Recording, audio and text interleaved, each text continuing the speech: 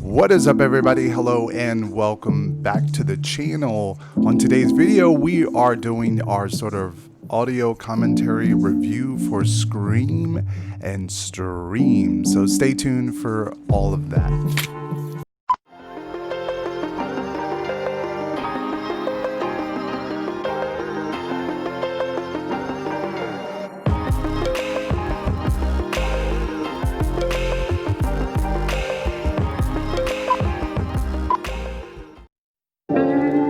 So we are right now on the way to do something spooky. So I know I put a poll up for you guys to vote.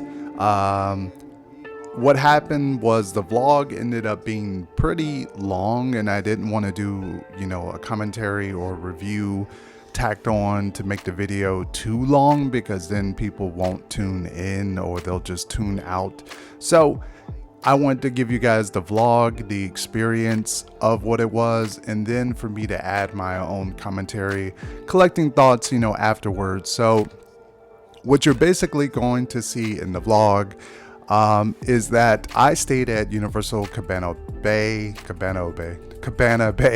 And if you don't know what that is, it's located next to Universal Orlando Resort. So it took about 45-ish minutes to get to this location because it's in Kissimmee. So it's a pretty good drive away from, Universal Orlando area. So if you just happen to be staying in town and you think, oh, this is pretty cool, just keep that in mind. It's not like a quick international drive down the road type of trip. It is, at least about 40-45 minutes. When you get there, it is like a pitch dark road. It is really, really creepy. But then I will say this, when you do arrive, and I don't know how this is on the normal nights, I don't know if there's any difference for media night. When we arrived, and most people said this, there was just no information. It was like you arrived and you didn't know, do you park? Do you walk in? Are you walking into the restaurant? Like, what is going on? Do you wait in the line that you see of cars and then you check in that way? But then if you waited in the line, it sent you through the haunt. If you parked and then went in, you got to actually partake in some of the food and the drinks and see the Fog Queen and just hang around in the courtyard. So that's what I initially did. I parked, I went inside, I hung out, met a bunch of different other YouTubers, Super Enthused, Tampa J, Attractions was there, Thrill Geek, shout out to Thrill Geek, they were there. So that's what I did. I just went in, hung out there, and then Boo Bros, Hollow Thrills, and Losh TV showed up. So then we partaked into going to the haunted drive-through experience.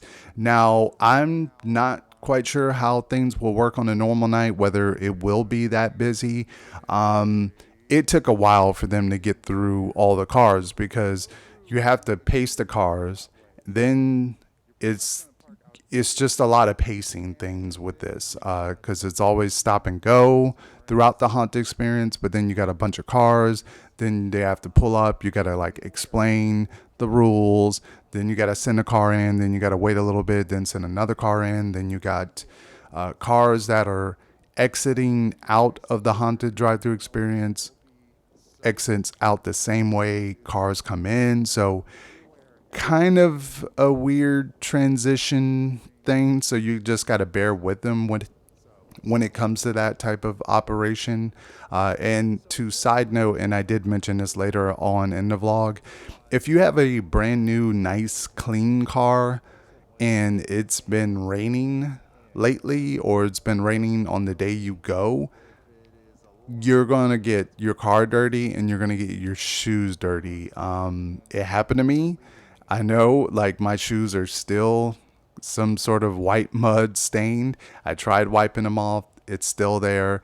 I know on my car, as soon as I got back to Universal Cabana Bay, I was like sitting there at like 11:30, 12 o'clock at night, like wiping the white mud off the side because I didn't want to leave it on there to dry overnight. Woke up in the morning and it was still some like sort of remnants, some smears on there. So just duly note that if you go out there and it's been raining, you're gonna like walk in mud essentially. So be careful. Don't wear your nice clean sneakers and don't drive a brand new clean car. Just FYI. So the Haunt drive-through itself. Let's get to that because that is what you're here for.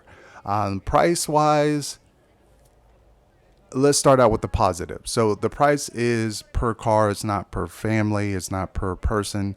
So essentially, you can just load up the car and go in. I mean, as long as you have, I saw people with a van loaded up. So pay for just a car, load up the family, and then experience this.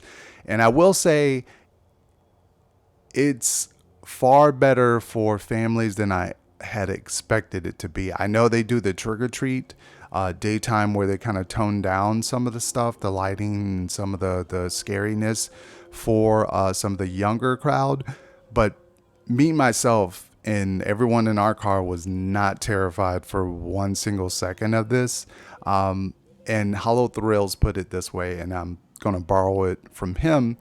This event is strictly for families. It's not catering for someone like me or someone who goes to Horror Nights, someone who goes to Howl-O-Scream.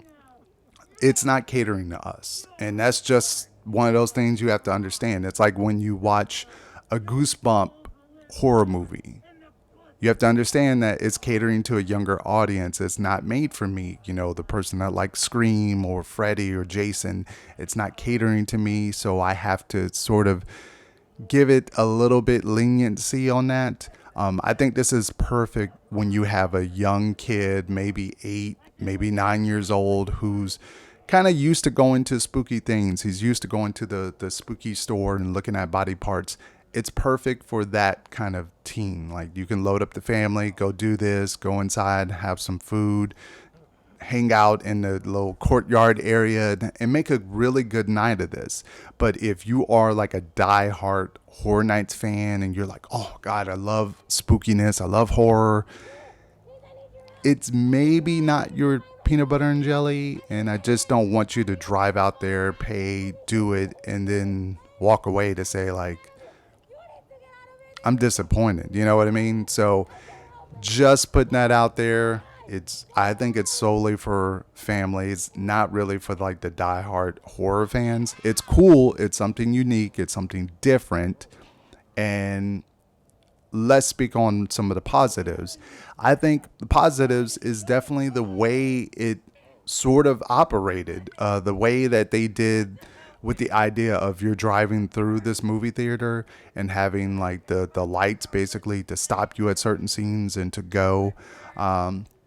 They put enough variety in there as far as like some of the victims and some of the cult and what they do. There was a really awesome puppet thing that appeared out of nowhere. That was really, really cool effect. The lighting on this haunted drive-through experience was really, really fantastic, like really great in some parts. And I'll talk about a few cons that I had. The story to me was a little confusing.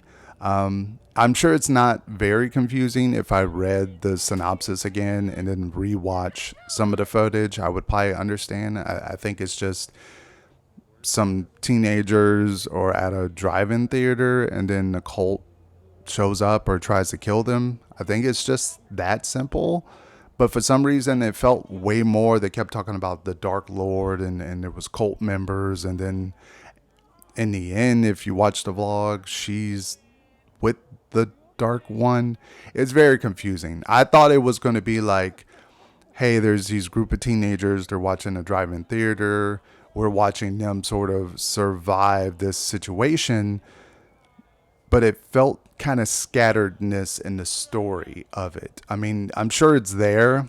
And like I said, maybe I'm just not understanding it, but it felt a little bit scattered here and there as far as the storyline. Adrian? Very nice, Adrian. I might have to tell my friends up ahead to make special plans for you. Have you ever been to a sacrifice before, Adrian? About once or twice. once or twice. Ooh, normally people don't make it past there first, so if you made it past 2, you're pretty lucky. And to throw another positive in there to counter that, shout out to all the like design team, shout out to the actors themselves. Watching other people's videos, you understand that these guys and girls are actually doing acting. It's not just like improv. It's not them just doing like, oh, boo, you know, like a scare in a haunted house. They're actually doing lines and the way they kind of do their characters. Really, really unique. It's really cool to see some like acting going on in a haunted type, you know, Halloween type experience. So props to everybody there. Props to the scenic design, like I said earlier, with the lights and the way the movie theater and the screen that you drive through and some of the way stuff is lit up. Really good job as far as that aspect. And there was just, along with the story, we'll talk about another con here.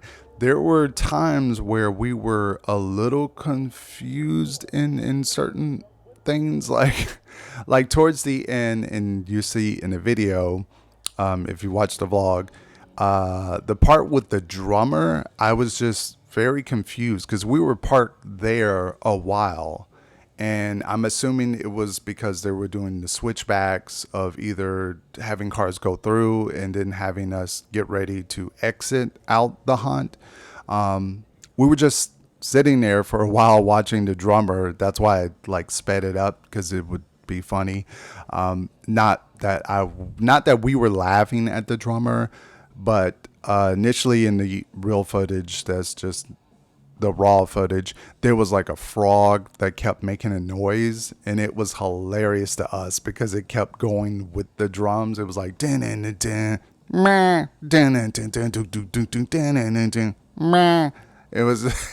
it was so hilarious that we just kept laughing about it. So if you saw us laughing, Demon Drummer, we weren't laughing at you. We were laughing at like the frog essentially going to the music.